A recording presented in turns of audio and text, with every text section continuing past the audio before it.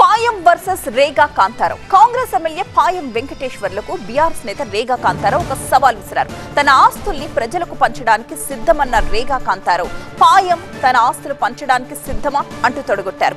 ఇవాళ మణగూరు అంబేద్కర్ సెంటర్ లో కూర్చుందాం రా అంటూ సవాల్ చేశారు రేగా. 6 గ్యారంటీల అమలు మీద చర్చించే దమ్ముందా అంటూ ప్రశ్నించారు.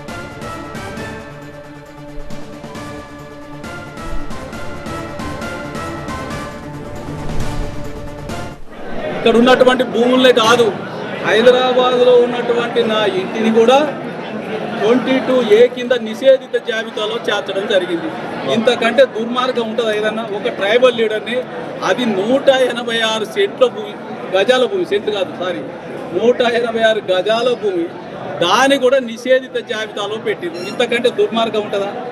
అందుకే నేను అంటా ఉన్నా, నాకున్న దాన్ని పేదలకు పంచిపెట్టడానికి, పినపాక నియోజకవర్గ పేదలకు పంచిపెట్టడానికి నేను సిద్ధంగా ఉన్నా.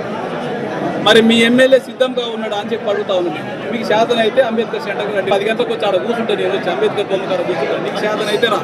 అందుకని నేను అంటా ఉన్నా, రేగా కాంతారావుని రాజకీయంగా ఎదుర్కోలేక అక్రమ కేసులు బనాయిస్తే భయపడేవాడు కాదు.